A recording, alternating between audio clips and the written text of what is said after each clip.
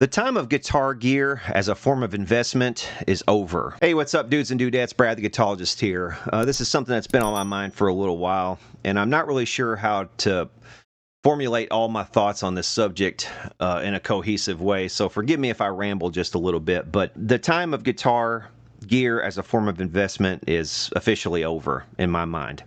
And I'll tell you why I think this. So, in order to understand it, you kind of have to go back in history and look at guitar as an asset, as an investment, as a thing that will help you achieve an end. Whether that end is entertaining a crowd or whether it's pleasing yourself and you're in the comfort of your own parlor, doesn't really matter. It's an asset that can either appreciate or depreciate, just like any other asset. And when you look at it in that way as an asset, you kind of gain a little bit more perspective on it than if you're just looking at it to play it. Because a lot of people will scoff at that 1959, 1958, whatever, Flying V, or, the ultra rare thing that's extremely desirable. The rarity and desirability, where those two things meet and they're maximized, you've got the top tier $100,000 plus guitar kind of thing. 1930s Martins, late 50s Gibsons, those things are going to be more desirable. Throw in the celebrity-owned sort of angle on things, and it can reach really the stratosphere, as we've seen in recent years, recent decades, really the past decade or so, before the pandemic and also during the first part of the pandemic, we probably saw the prices on that sort of collectible market reach its zenith. So what got me thinking about this the other day, Jim Irsay, the owner of the Indianapolis Colts, who is probably one of the most famous high-end guitar collectors of the past couple of decades, passed away recently. When I first saw that news, I was thinking, oh my God, he's got one of the most massive collections, the most famous guitars you can think of. He owns like all the Hendrix Strats and the famous Gilmore Strat, the black one. I think he owns several Clapton played instruments, really famous ones, and just the highest of the high-end celebrity-owned stuff. That guy probably owned it. If you think of a guitar that was famous on stage in the 60s, I think he owns Dylan's guitar that he got up on stage with when he went electric, all that sort of thing. It was like he owned it all, and he was snatching that stuff up, and I don't know why he was doing it. Maybe just the bragging rights to say he owned all the stuff. You have to ask yourself, what good is it doing him now? Now that he's dead and gone, what good is it doing his progeny? The family members that are left behind, who now have to kind of be stewards of these instruments. They have to look after them and figure out what to do with them. I mean, I guess it's a good problem to have. Your dad, he didn't collect junk. He collected some of the most prized instruments on planet Earth, probably, and which, I mean, good for them, but also kind of bad for them because now they have to figure out what to do with all the stuff, right? They have to figure out if they're going to auction it, are they going to keep it in the family, or what are they going to do with it all? And if they do end up auctioning this stuff, what kind of prices are they going to fetch? Are they going to get anywhere near what it went for when he bought it? And I think if they sold it now, they're not going to get anywhere near what he paid for most of the stuff, because the last year or so has been really rough on a lot of markets. If you look at the vintage collectible watch market, the art market is really crashing right now. I saw a recent article where, one of the biggest collectible art market auctions, like, they didn't sell some of the things that they expected to sell because they just didn't even reach anywhere near what they thought they were going to get bids for. So that market's collapsing. The collector car market really is collapsing. You see gold going up. You see the price of homes continuing to stay high, even while nobody can afford a home. The prices remain high. And why is that? Because the replacement cost. If you sold your home right now and tried to move somewhere else, the cost of replacing the home that you're currently in, you have to factor that in. So I think a lot of people just simply aren't selling right now. They're not selling their homes because they can't afford to move. They can't sell the home, pay all the closing costs, and then get into another mortgage that's going to be percentage points higher than the mortgage they currently have. You see people not selling stuff. You see people, if they are liquidating things, it's so that they can sink them into more stable assets like gold, maybe. It's crazy how the market can change on a dime, but this is nothing new. I mean, we had a Great Depression in the 30s. This was kind of before, it seems, that they knew how to paper over depressions and make people believe that they're not in one, or deep recessions, where they, nowadays they've redefined so many indicators of a falling market so that they're able to hide those things from most of the public. But that didn't used to be the case, that we did have a depression once upon a time, and the guitar market took a massive beating at that time, during the depression. That was probably the first time that there was a major pullback in the guitar market. And what's interesting, though, is that during that time, during the depression, a lot of people say the depression ended at this date or that date or what have you, but I usually contend that the Great Depression really didn't end and until after the end of the war, when all the soldiers came back and started spending GI Bill money and buying houses and starting families and all that stuff. So it wasn't until like 1945. So like you're talking 1929 to like 1945 was a really, really shaky time in history. And plus, we obviously we had the World War there too. But what's interesting about that time period is the guitar market did continue on and continued to kind of grow in a way.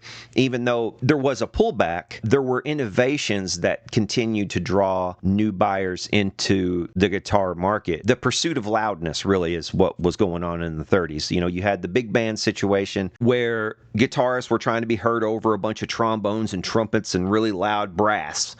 So, you had, first of all, you had Dobros. You had Dobro Nationals making resonator guitars that were, they were trying to make those louder. They came out with electricity really too shortly after the advent of these for that to really be a necessity for very long. But all that aside, there was innovation. The point is there was innovation in the 30s that kept buyers coming back.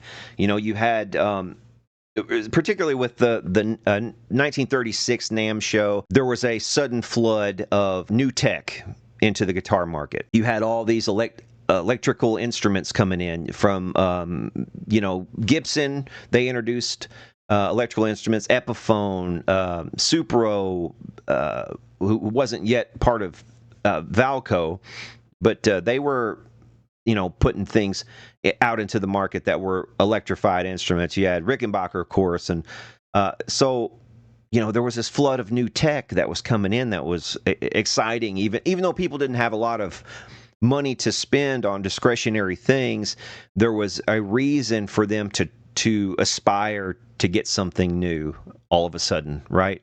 There was a reason for them to save up money and put into something that was guitar related. But now, in 2025, with so much used stuff that's already on the market, what technical innovation is going to cause people to buy anything new right now?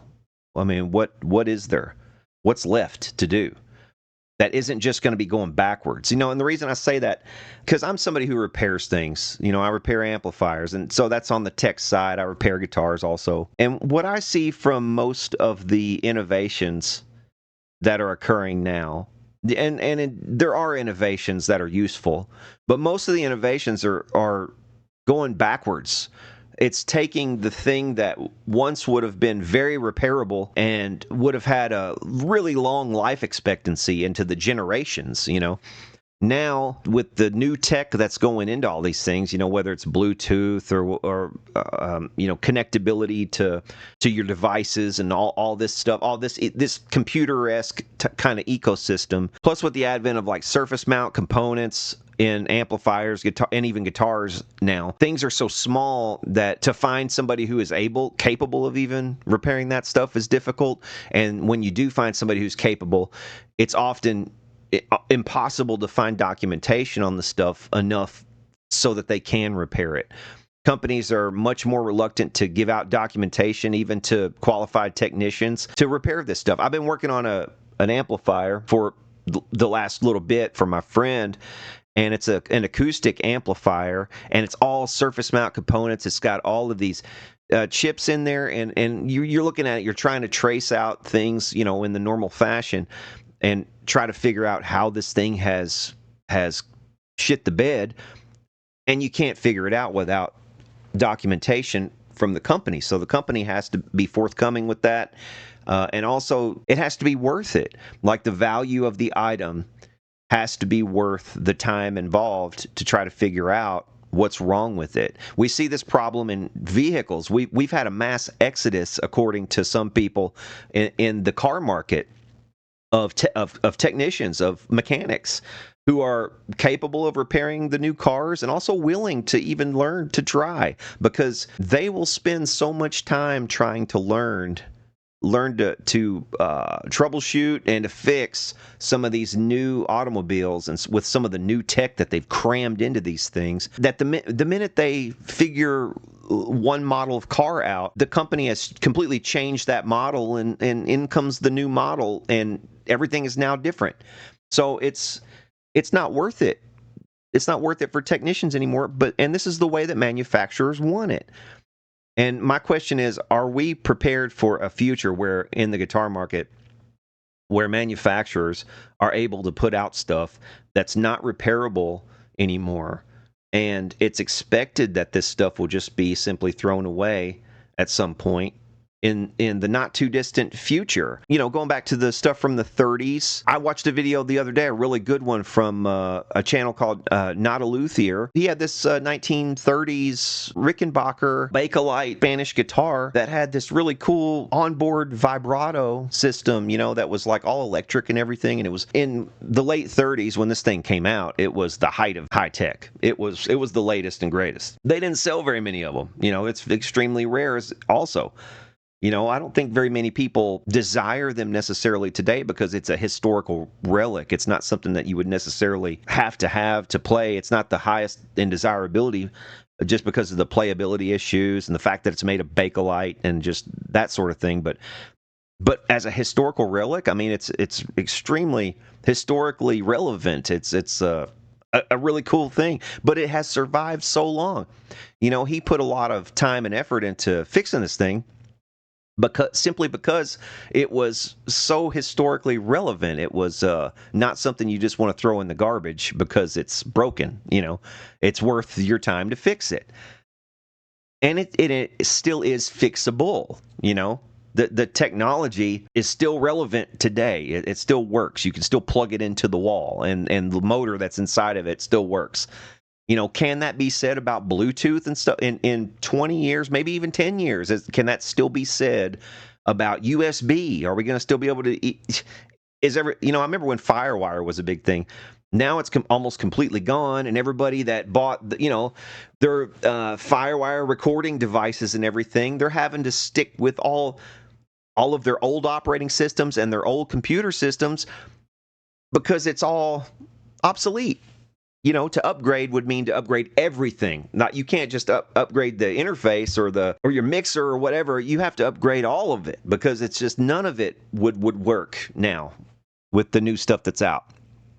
So, you know, that's just one example. There was a time when innovation was driven by a necessity. So there was some sort of necessity that preceded the innovation. Guitarists needed to be louder, therefore they invented dobros, you know, or resonator guitars. Therefore, they invented electric guitars and amplifiers got bigger, and PA systems got bigger because they were playing, you know, more outdoor venues and festivals and things coming along in the 60s and all that stuff, you know, throughout the 70s.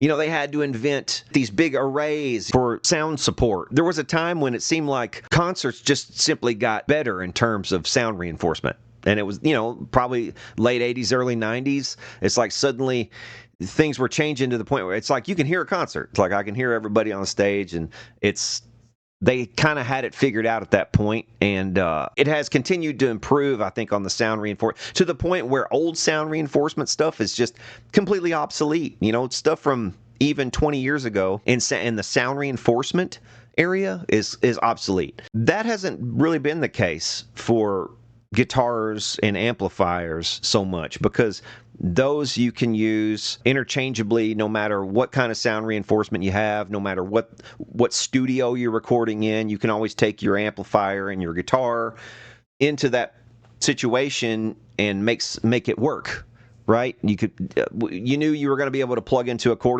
take a quarter-inch phone plug and plug it into your guitar, and take the other end of the quarter-inch phone plug and plug it into your amp. And the amplifier had a cord on it that was going to plug into an outlet in whichever part of the world you're in, and you were going to be able to rock out. You know, you were going to be able to record it or entertain an audience or what have you. But can that still be said about the current crop of things that's being made now in 10, 20, 30 years? I don't know. I don't think so. You know, there's a lot of stuff on the market now I think that's just going to be completely obsolete. I think the old tech is going to continue to sort of hold its value, but I do think that the age of collectability of that stuff is pretty much over. There are going to be some things that people will seek out. People are going to probably still seek out historically relevant instruments that are associated with some player or other, whether it's Jimmy Page or whoever, Jimi Hendrix or whatever, some historically important player. I think any piece of equipment that's associated with those people will still fetch decent money, but is it going to keep up with the rate of inflation going forward? I kind of doubt it. I think at this point we've reached the point where prices are going to have to start coming down on all of this, all of it. There's so much of it on the market now. The good stuff, the stuff that's repairable, the stuff that's always going to be repairable, as long as we can get parts. The tubes, that's a different story. We're down to basically two tube factories, and if either one of those goes, and one of them is in Russia, which is a sworn enemy of the country I'm in, the United States at this point. Or I say a sworn enemy, but you know what I'm saying. It's just you never know about the politics of all of that. So it just takes one bomb being dropped on one of these factories, and that's it. It's over. That technology that made all the tubes is done, and then you're stuck with whatever's currently out there. And man, that could get real hairy real quick. And as somebody, I've got a collection of tubes, but I don't even know if I have enough spare tubes to fix the things that I already have on hand, in projects to fix. So maybe I should stock up on tubes. Maybe I should, instead of publishing this video, maybe I should just go buy a bunch of tubes. But no, seriously, it concerns me because I know that over the next 5 to 10 years, a large number of the baby boom generation, those who were born right after the war, that just like Jim Irsay, all of the collections that they have currently amassed are going to come out of those closets, are going to come out of those collections, and are going to be auctioned off for whatever their families can get for them, or pawned off for whatever their families can get for them. And that's going to have a really suppressive effect on the market for the vintage stuff. Now, again, it's going to be on the other hand, it's going to be buoyed by the fact that the newer stuff is junk, is grade A garbage. And when you take something to a repair person like me, I'm going to tell you that. It's like, man, this thing is not worth fixing. And the reason it's not worth fixing is because it's going to take me so much time to even learn how to fix it. And even if I did, the cost of me to fix it would exceed the cost of the item. There's a suppressive effect on these prices. So I don't think that the investment value is there. And in uncertain times, the last thing you want to put your money into is an uncertain investment. And that's the problem I see with currently with vintage guitars and amplifiers. There's too much uncertainty. How much of this stuff is going to be on the market in the next 5 to 10 years? And I can see a lot of it on the market. I've spent the last 2-3 years going to guitar shows here and there, and have just seen so much gear in the hands of dealers, and I know that's not really an accurate representation, because you're seeing the collections of,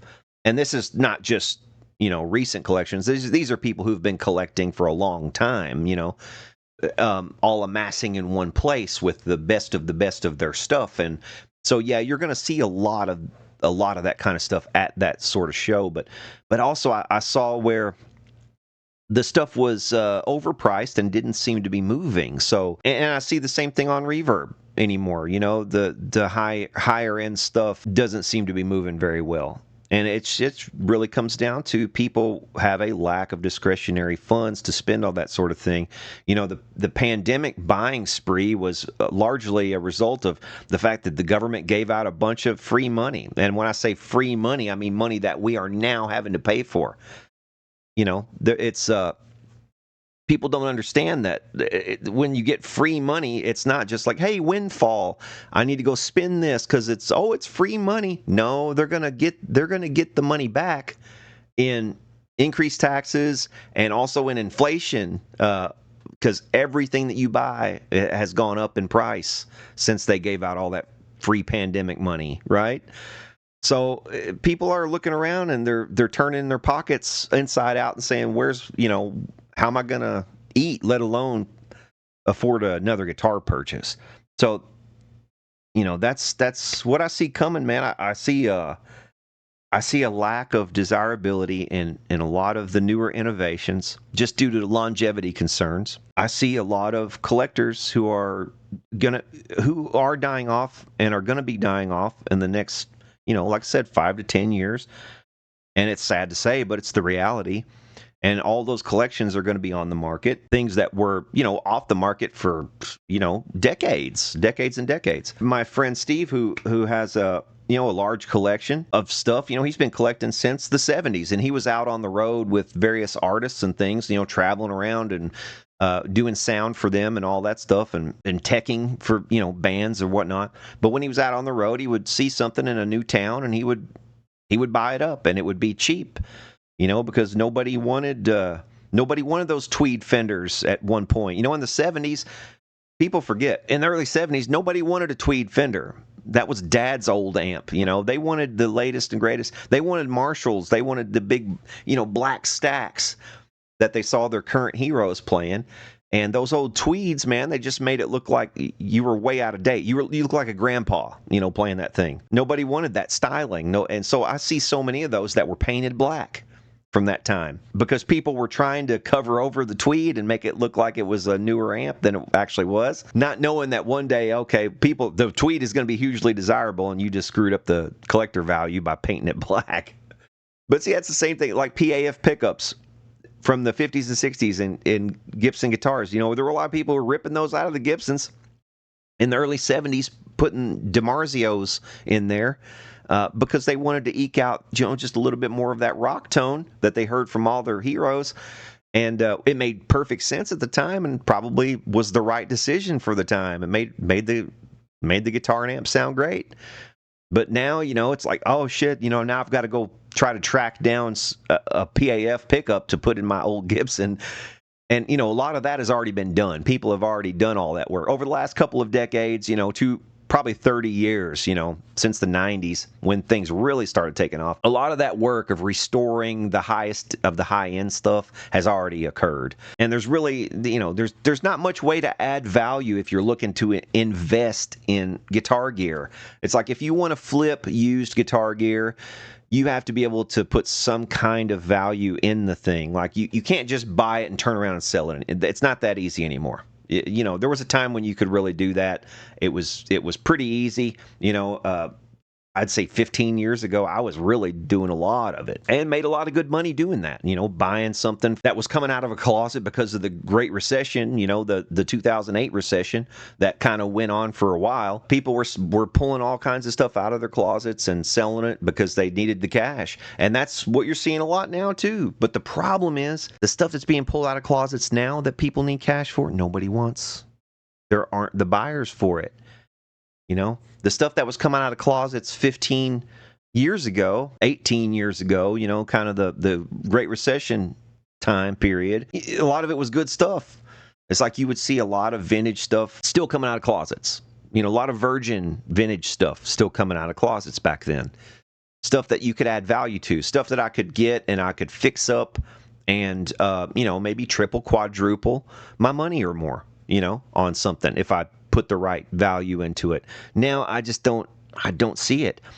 I don't see where, even with the skills to fix the stuff, I don't see where the investment is worth it on most of the stuff that's coming out of the closets now. Your Firefly guitar that you got on Amazon or whatever guitar you got on Temu last week, that stuff is not going to be worth what you paid for it. And it's not going to be worth it for somebody who's a flipper to put money into it with the expectation of selling it, because they might not sell it. Stuff can sell, but it has to be for the right price. There's always a buyer for everything. It just has to be the right price, even if that price is free. But the old stuff, the historically significant stuff, the higher end stuff, that will always find a market.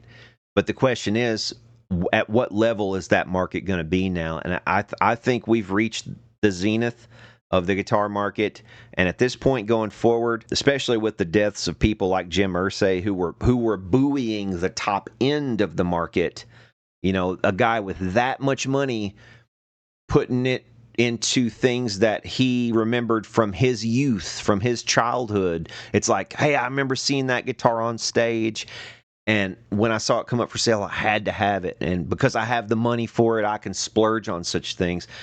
You know, people like him were buoying the top end of the market, giving the entire market downstream a halo effect. They call that a halo effect. It's a real thing. You know, when those things stop selling, though, or when they start selling for lesser and lesser and lesser prices, that's when that halo effect starts to go away, and it has massive downstream effects. So that's what I see happening going forward in the guitar market. If you guys have any thoughts on this, let me know down in the comments below. And for now, we'll see y'all later.